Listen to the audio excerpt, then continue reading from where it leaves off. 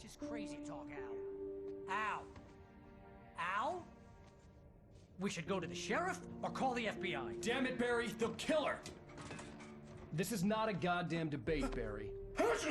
I'm going to Lover's Peak. He said to come alone. Okay then. I understand. You're my best friend, and I'm worried that you're not right in the head. Tell me what to do to help, and I'll do it. You stay here, and if I'm not back by morning, call the cavalry.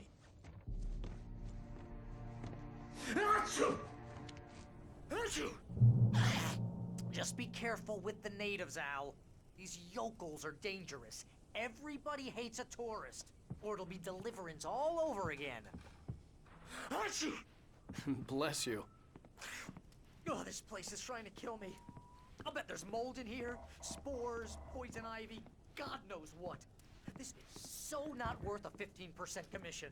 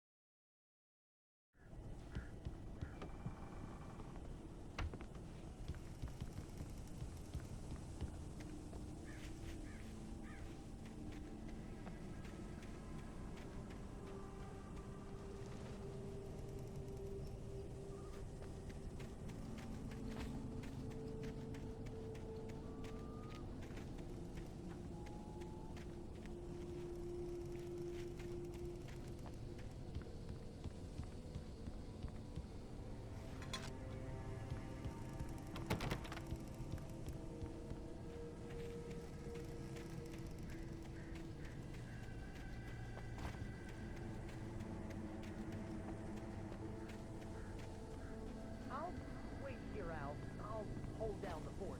I'll be with you in spirit every step of the way, Al. Walk through the door now.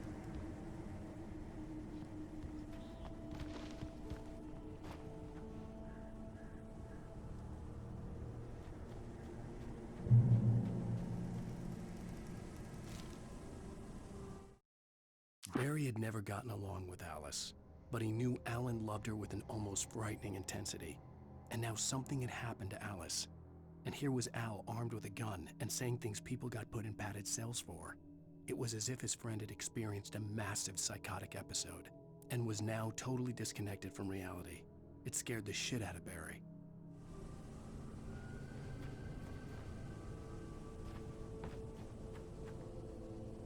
Barry had the keys to the car he rented. It wasn't a long walk to the visitor center, and it wouldn't be any use to me in the forest. I knew I should have gone to the cops. This wasn't the smartest thing I'd ever done, but I was still angry with Barry for trying to talk me out of it. These people had called me right in the sheriff's station. The cops wouldn't scare them, and they had Alice.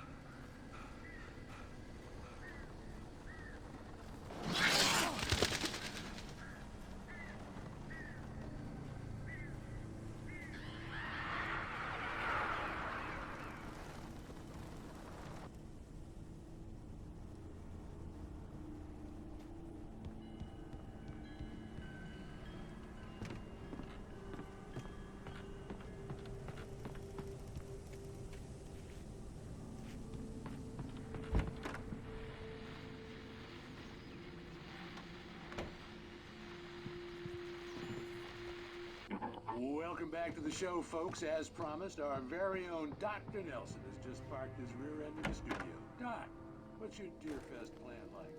My plan?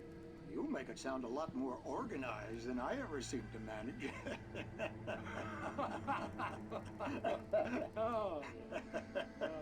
No plan, really. Just taking the atmosphere. I'm getting a little too rickety to do much more than that, you know. Oh, tell me about it. No sack race for us older gentlemen, huh? Yes, exactly, Bat. But I'm going to check out the parade, of course. And I'll be one of the pie contest judges, too. Well, that takes a different kind of constitution. Right kind of exercise. Now, Doc, seriously, you're in pretty good shape, though. You're the outdoors type. I know for a fact you're an athlete. That's right. Matter of fact, just caught a heck of a largemouth bass early this morning. But you're not in No, not this year.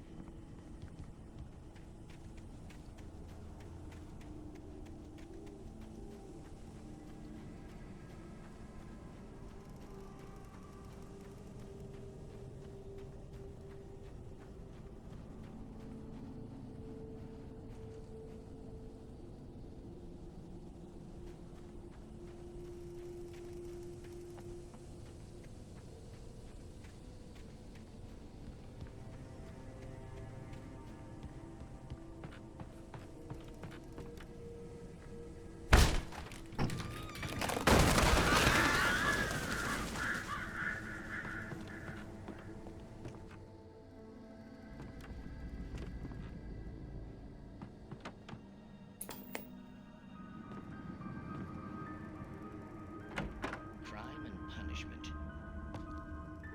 The cancer and cure of civilization. But some crimes are impossible to punish, especially in Night Springs. Tonight's episode, The Man in the Mirror.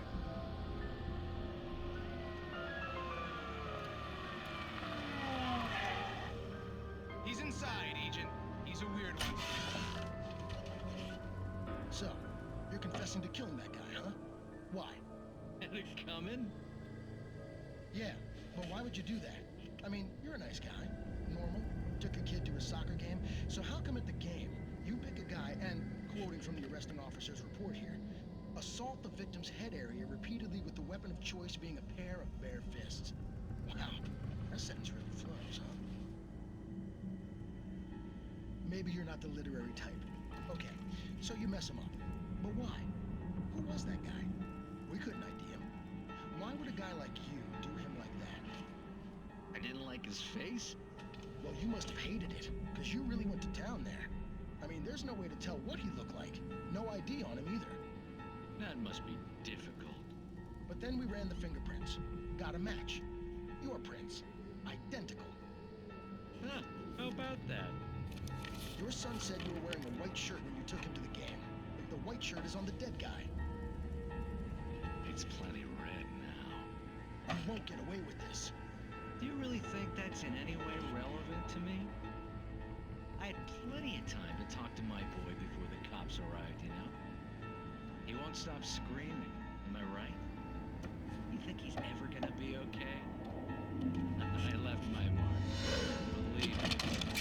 You bastard. What? You gonna shoot me? What's the point? I'm going to prison. You got me. I don't understand any of this. And you never will. Don't worry. Maybe you'll see me again, Agent. Maybe in the mirror.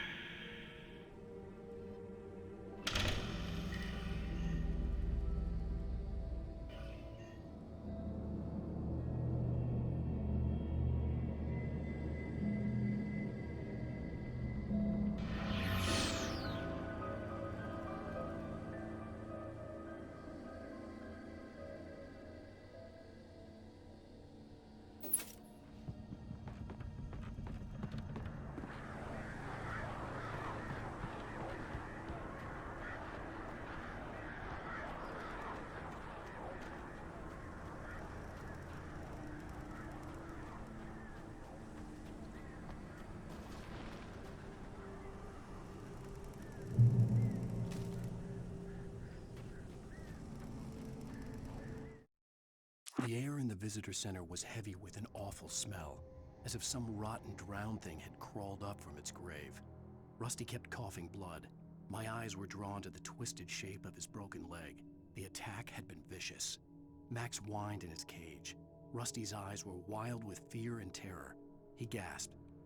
"Mr. Wake, it happened just the way it was on that page."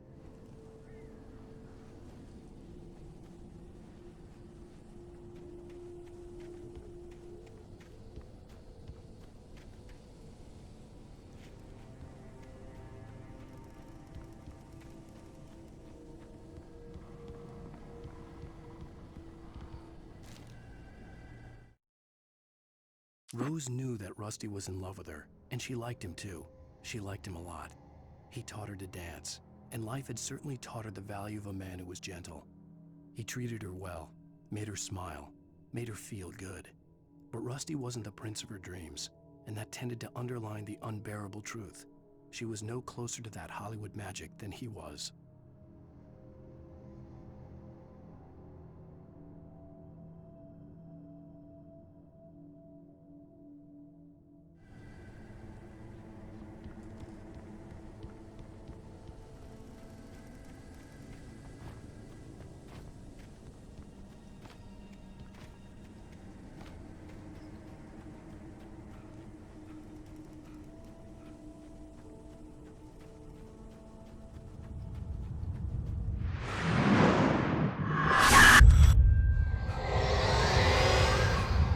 Vision left me weak. This was no head injury. Rusty, damn. Rusty, hang on! I'm coming! Please, help me!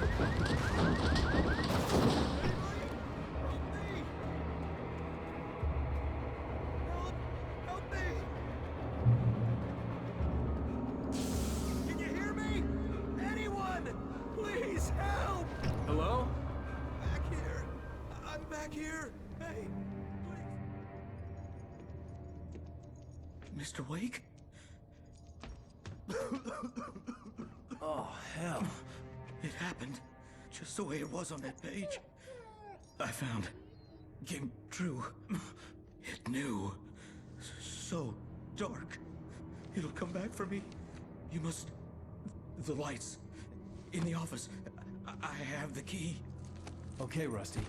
Hang on. I'll be right back. Whatever did this couldn't be far. Rusty had found a page from the manuscript. It would help me understand what had happened.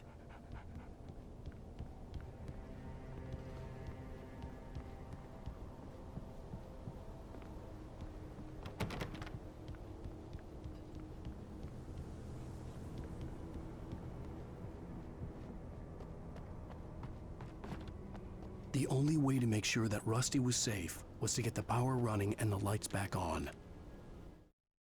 The visitor center was sturdy, but the impact turned the front of the building into splinters. Rusty was thrown across the lobby like a rag doll and hit the far wall hard. It didn't hurt until he tried to move and saw his leg bend the wrong way, felt the broken ribs stabbing him on the inside. Rusty howled in pain and fear, suddenly afraid to die alone.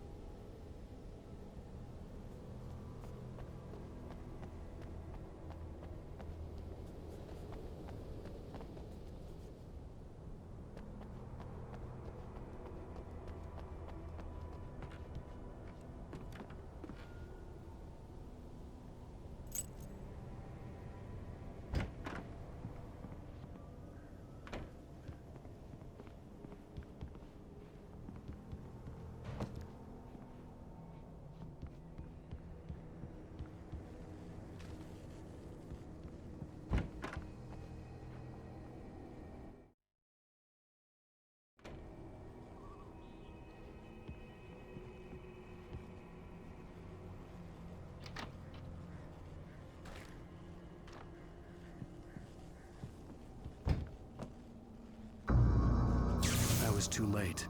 Someone had destroyed the circuit breaker. There was no way to get the lights back on.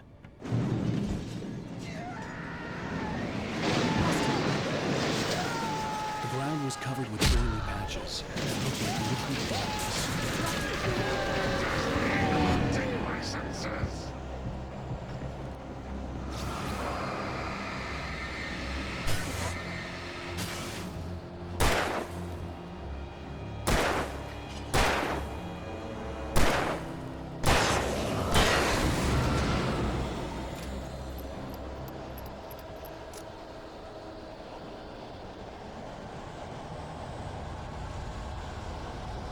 Something had torn a mammoth-sized hole in the wall. Please! Don't feed the animals!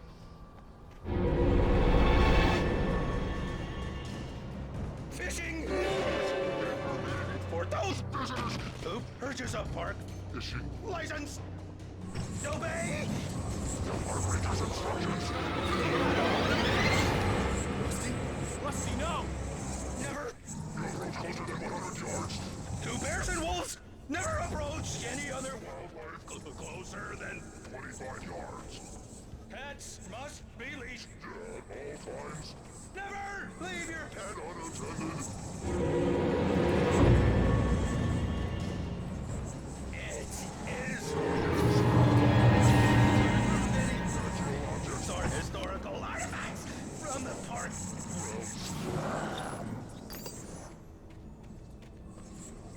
This includes even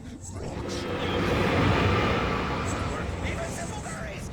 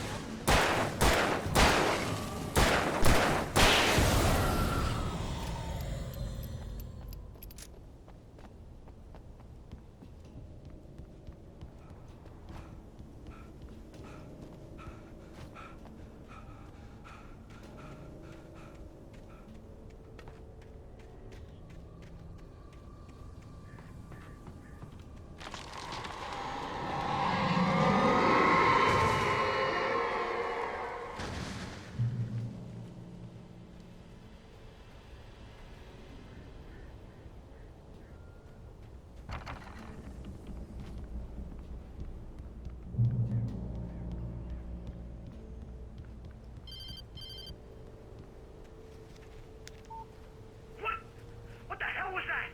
I saw from the window. I saw something. Forget about it, Barry. It's just me going crazy. Oh, jeez. Oh, jeez. You're not crazy. I wish you were crazy, but you're not crazy. Ow, be careful. Stay in the cabin. Don't open the door for anyone. I mean it.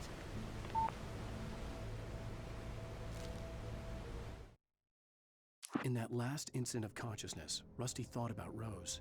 He was older than she was. Rose was barely out of her teens, but she made him feel young and forget what a train wreck his long-dead marriage had been. He still wore the ring. He'd been waiting for her to tell him to take it off. Now she never would.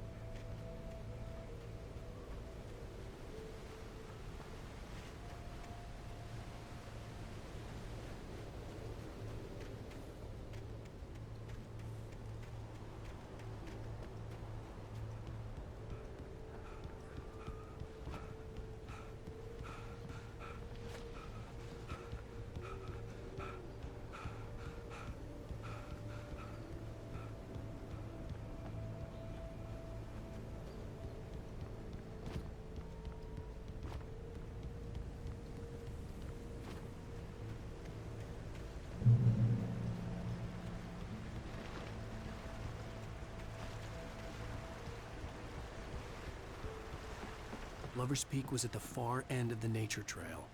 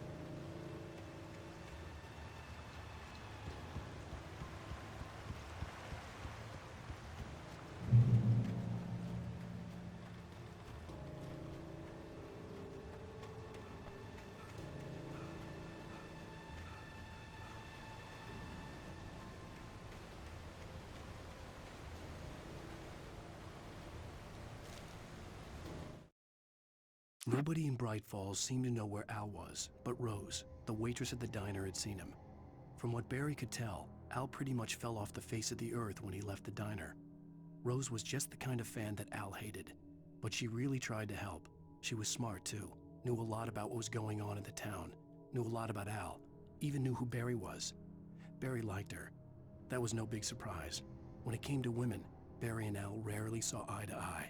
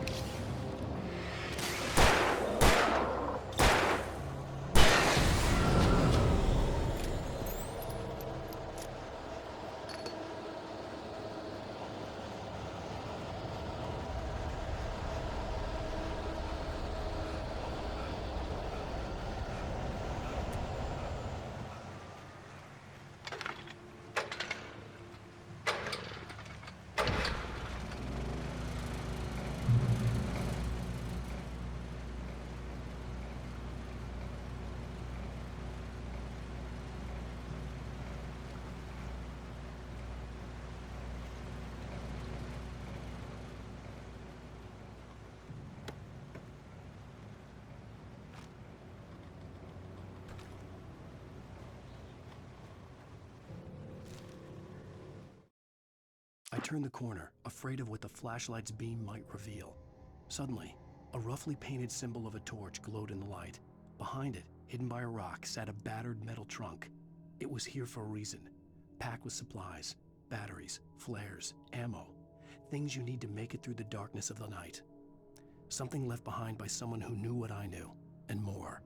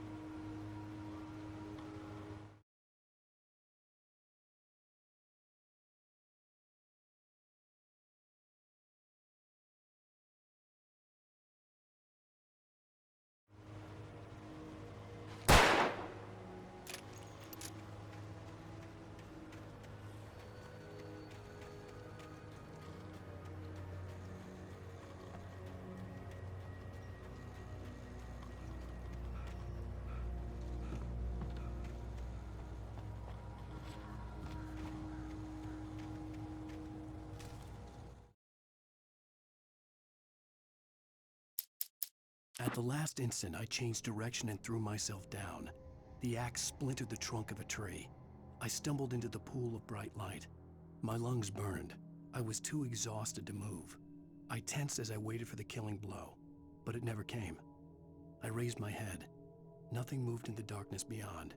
For the moment, bathed in the cold light, I was safe. Agent Nightingale didn't want to be in Bright Falls. These little communities revolted him, and he didn't like the trees or the coffee. He now knew that impossible horrors lurked behind the storefronts and smiles. He desperately wanted to turn the car around and just drive until he passed out or ran out of road and booze. But he had a job to do.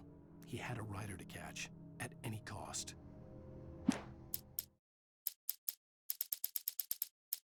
It's true what they say about the fall and the sudden stop at the end. I'd lain here in the snow while the lurid chain of scenes that had led me here kept playing in my head. A rerun of my own private snuff movie. A memory of my corpse. Alone at my own wake. Thinking in metaphors again. The femme fatale was gone. Only a sour taste remained of the kiss that killed me.